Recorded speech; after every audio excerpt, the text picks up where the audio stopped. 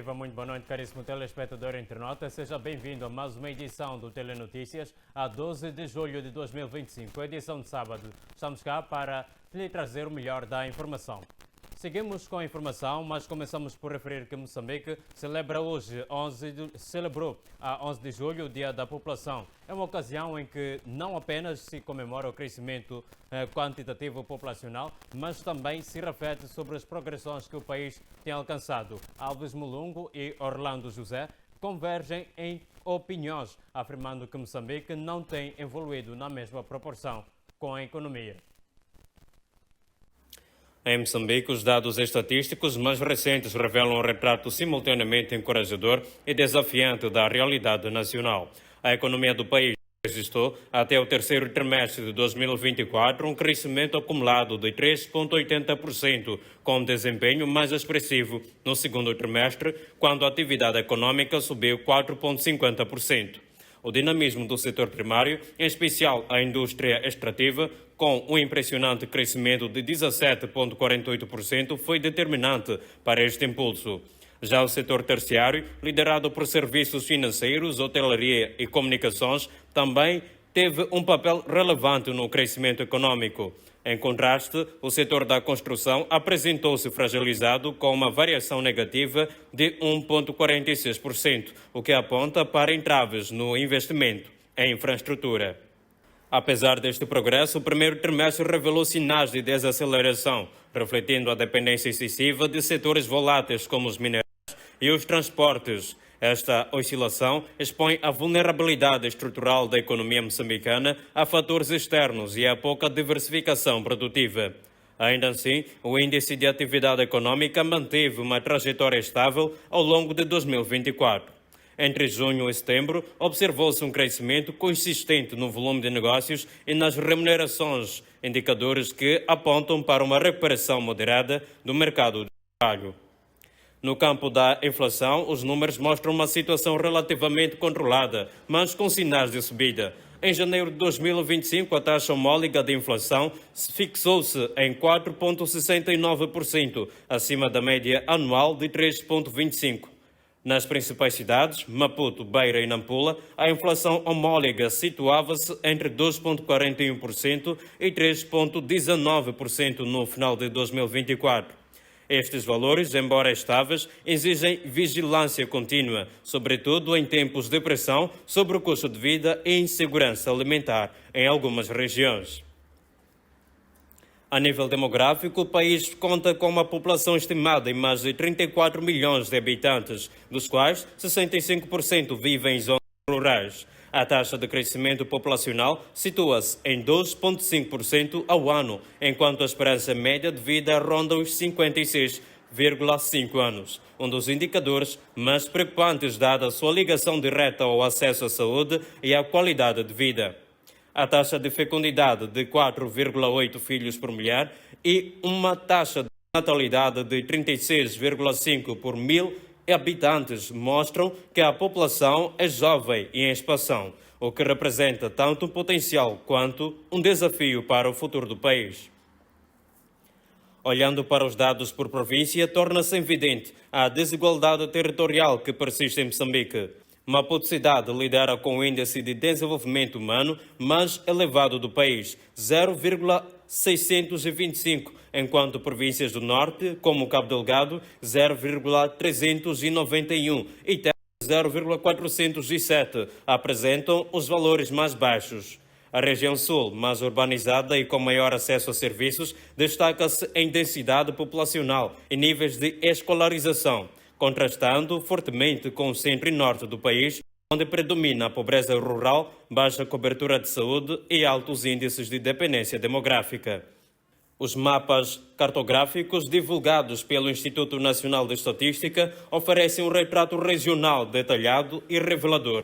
Em províncias como Nampula, a mais populosa do país, e Niassa, a maior extensão territorial, mas com densidade populacional reduzida, os desafios sociais e econômicos são ainda mais marcantes. As taxas de alfabetização nas zonas rurais de Cabo Delgado, por exemplo, são inferiores a 20% entre as mulheres, o que limita drasticamente as oportunidades de desenvolvimento. No setor agrícola, que emprega a maioria da população, os avanços começam a ser visíveis. Dados do Inquérito Agrícola Integrado de 2023 mostram que há mais de 4,5 milhões de explorações agropecuárias, das quais 98% são de pequena escala. Apesar disso, verifica-se uma modernização gradual com o aumento do uso de fertilizantes e sistemas de rega, bem como uma expansão notável em culturas como milho, feijão e soja. A pecuária também registrou crescimento, particularmente na criação de gado bovino.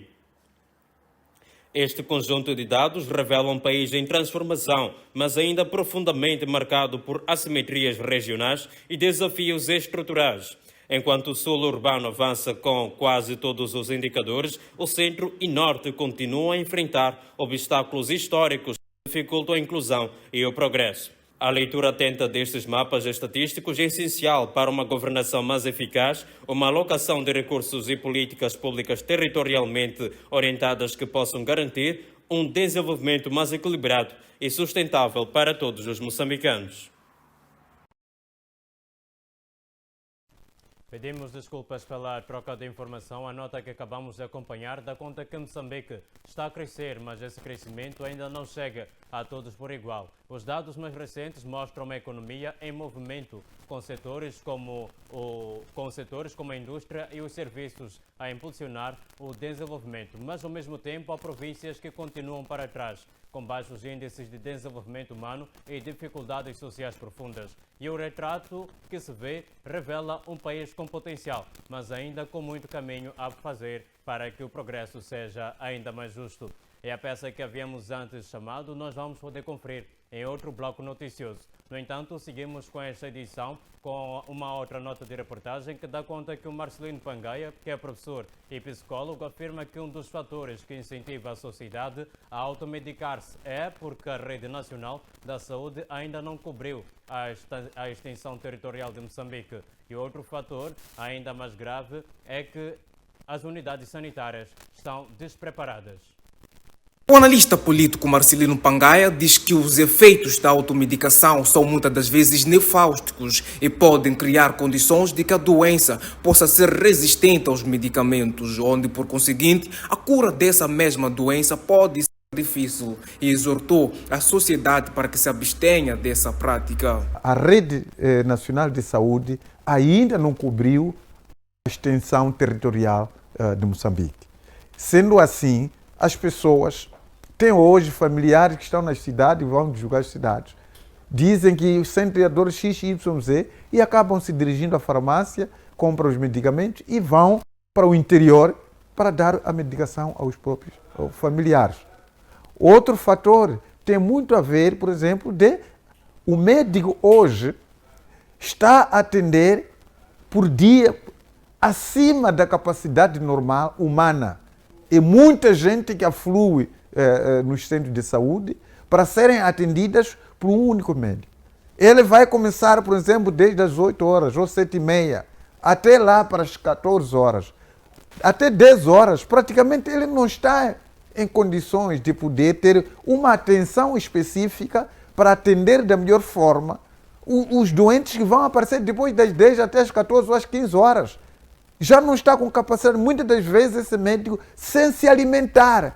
O que vai acontecer é simplesmente o paciente for entrar ali, é atendido de uma forma apressada e não poder atender especificamente dos problemas que aquele paciente tem. Razão pela qual é dado uma receita e vai tomar os medicamentos. E não estão a dar efeitos naquilo que deveria dar. E daí as pessoas acabam muitas vezes ignorando de ir ao hospital. Vendo que, olha, ir ao hospital como não, é a mesma coisa. Pangaia destacou ainda que o médico deve ter um número aceitável para atender aos pacientes devidamente, porque caso contrário, o mesmo só atenderá de forma apressada para dar espaço aos outros pacientes, o que culmina com resultado negativo por parte dos médicos. Quando um determinado médico, ele tem um rácio tão elevado, obviamente que os primeiros esses podem ser devidamente atendidos, mas aqueles subsequentemente que aparecem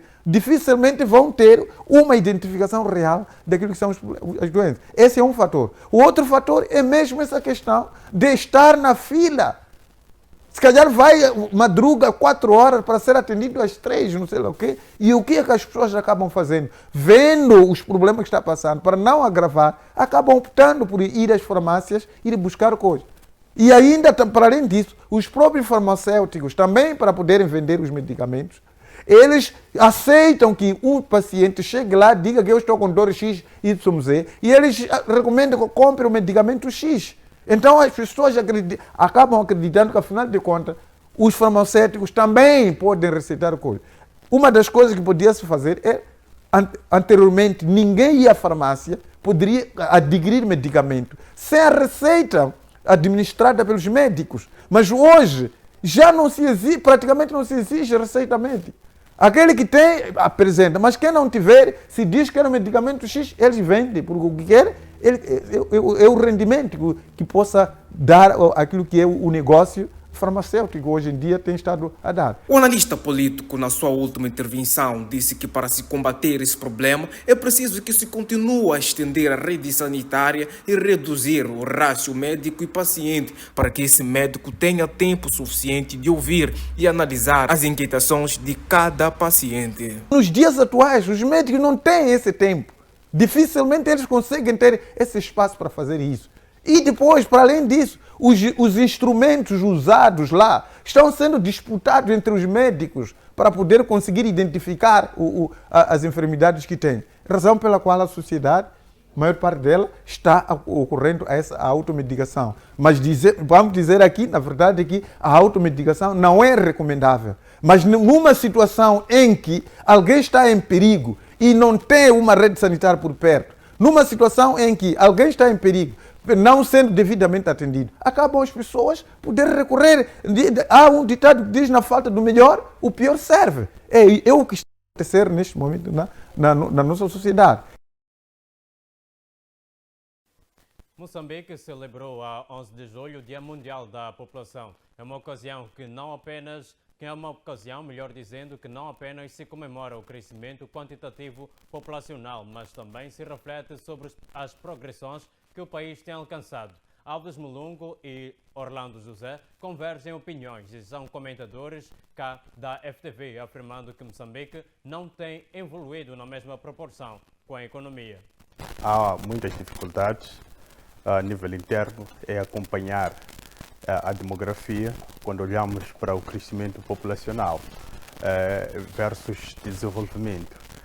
Digo isso porque, se nós formos recuar até a década de 90, por exemplo, nós conseguíamos ter as unidades sanitárias a responder a um nível considerável à demanda, e também as escolas conseguiam ter na sala de aulas alunos em torno de 40, 30 alunos em cada sala de aulas, ou seja, um professor estava para 30 alunos, mas hoje temos um professor para 100 alunos. Houve dificuldades de acompanhar este crescimento, mas essas dificuldades resultam de problemas estruturais, e esses problemas estruturais é que não se criou políticas tendo em conta ao crescimento acelerado da população para responder a esse crescimento.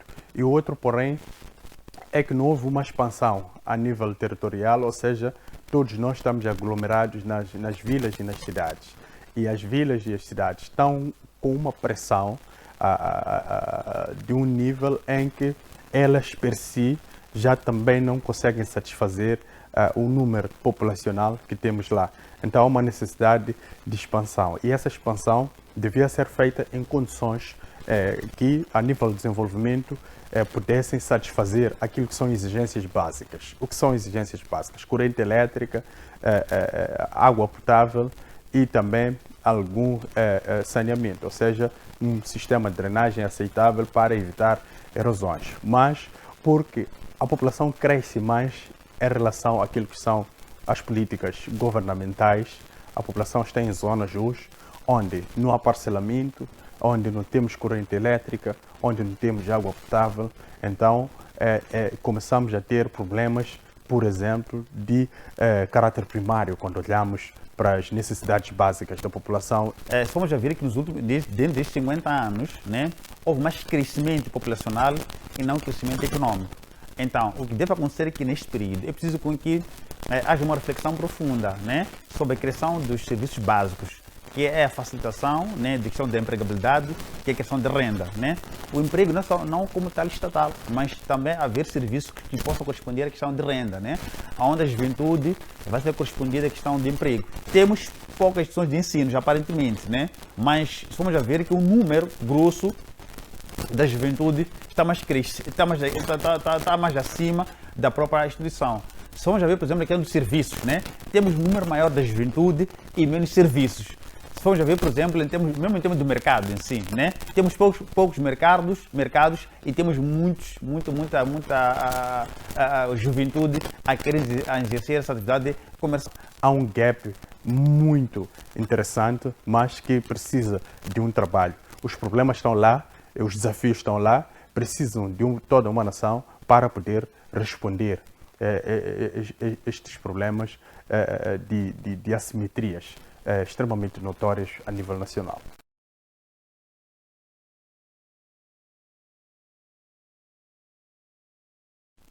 Depois destas notas e reportagens, é um momento para acompanhar uma breve pausa. Não saia daí que nós voltamos num piscar de olhos.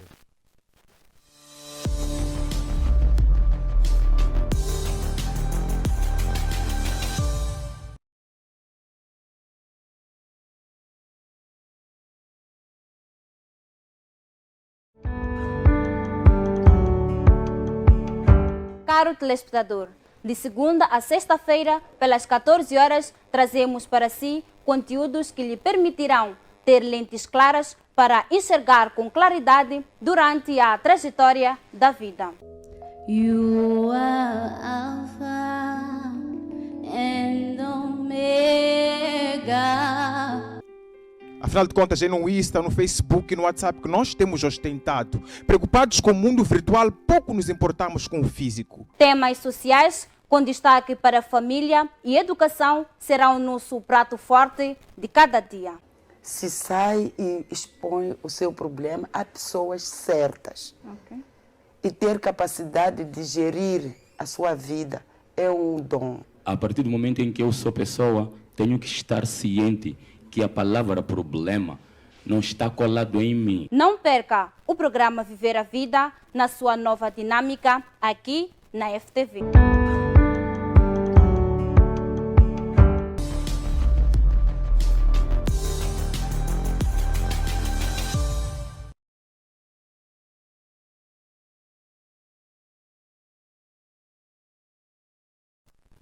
Voltamos e exatamente como tínhamos prometido, que o intervalo seria mesmo breve.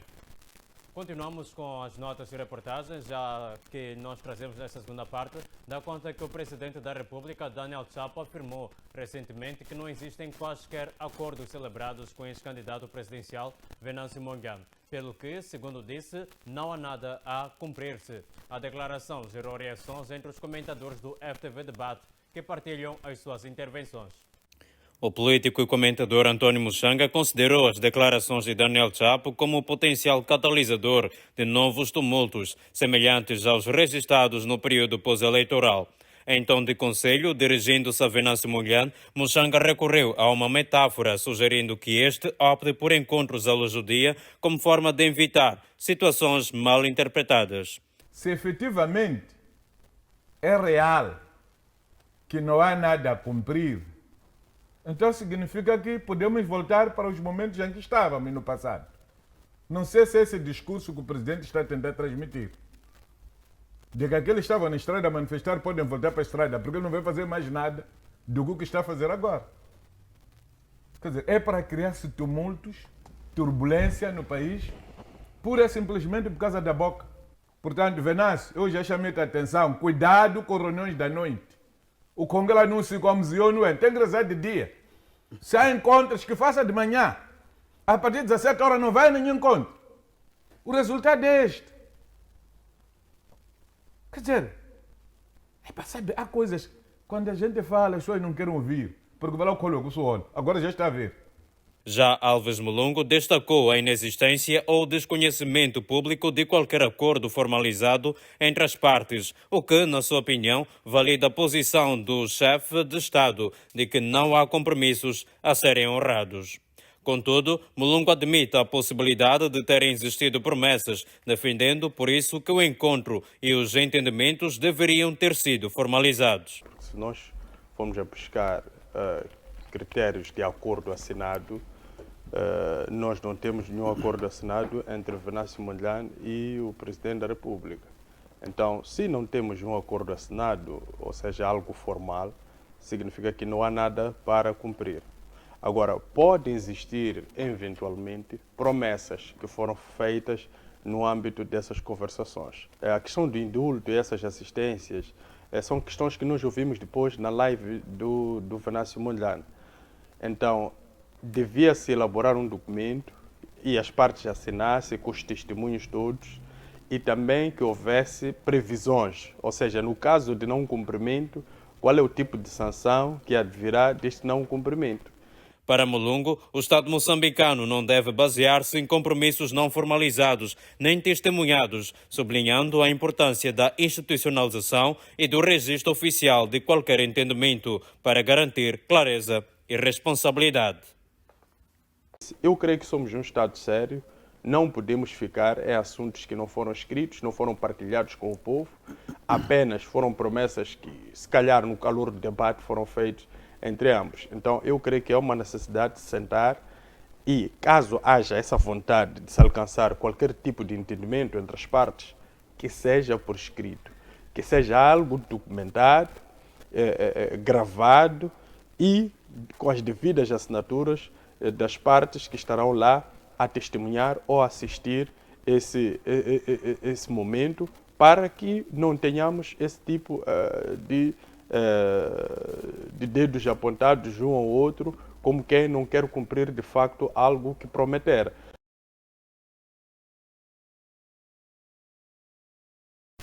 E para fechar esta edição de sábado, trazemos uma nota de reportagem que dá conta que a Rede Nacional de Direitos Humanos e a Comissão Nacional de Direitos Humanos reforçaram os laços de cooperação institucional. As duas entidades pretendem conjugar esforços para o fortalecimento da promoção e defesa dos direitos fundamentais em Moçambique. Durante o encontro entre a Rede Nacional dos Direitos Humanos e a Comissão Nacional de Direitos Humanos, foram discutidas estratégias conjuntas para a proteção e promoção dos direitos fundamentais. Entre os principais eixos de cooperação, destacam-se a de partilha de informações sobre casos de violação e a harmonização de ações de advocacia. Para o representante nacional dos direitos humanos, o acordo assinado é relevante por estabelecer uma base sólida de cooperação entre entidades do Estado e defensores dos direitos humanos, promovendo um ambiente mais seguro e coordenado para a atuação conjunta.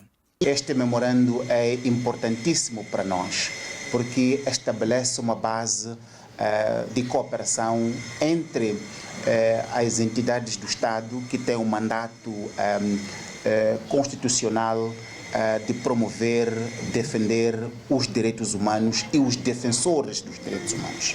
E é neste quesito em particular o da defesa dos defensores dos direitos humanos. Quem são os defensores dos direitos humanos? São todos aqueles e todas aquelas que se empenham para a proteção, para o respeito e a salvaguarda dos direitos humanos nos mais variados quadrantes da sociedade moçambicana. Não são somente os ativistas mais conhecidos da cidade de Maputo e das capitais, são todas aquelas mulheres, todos aqueles jovens, todos aqueles homens que nos seus mais variados deveres entendem que mais do que fazer aquilo que está plasmado, está estabelecido, devem se empenhar para a proteção e o respeito dos direitos humanos. Acrescentou ainda que o objetivo da rede é proteger os ativistas que frequentemente são silenciados, garantindo que tenham força e coragem para continuar a denunciar injustiças e abusos. Cá estamos para assegurar que aqueles que se colocam à chuva, se colocam ao sol, se colocam às várias intempéries naturais e nas ameaças feitas pelos homens, sobretudo os homens que têm acesso ao poder, o poder nas suas mais variadas dimensões. Ameaçam os ativistas, mandam matar ativistas, mandam ameaçar, mandam expulsar do serviço, mandam fazer todo um conjunto de coisas para silenciar essas pessoas. Nós somos aquele escudo. Por isso que o nosso logotipo vem em formato de escudo. Mas não é escudo, aquela coisa de nós somos de Gaza, para proteger ali assim. Esse é o nosso trabalho, para proteger que os ativistas, os defensores de direitos humanos possam todos os dias ter a força e coragem para sair, para denunciar. Por fim, o presidente da Comissão Nacional de Direitos Humanos, Al-Bashir Makassar, afirmou que, em comparação com o período pós-eleitoral, o país vive atualmente um clima de maior estabilidade. Sublinhou que a Comissão está empenhada em encontrar soluções que promovam o retorno à normalidade no exercício dos direitos econômicos e sociais dos cidadãos. Se nós formos a olhar em termos comparativos entre o momento que estamos a ver e o momento que vivemos desde outubro para cá, podemos dizer que estamos não bem, mas estamos calmos, estamos com uma situação mais, digamos assim,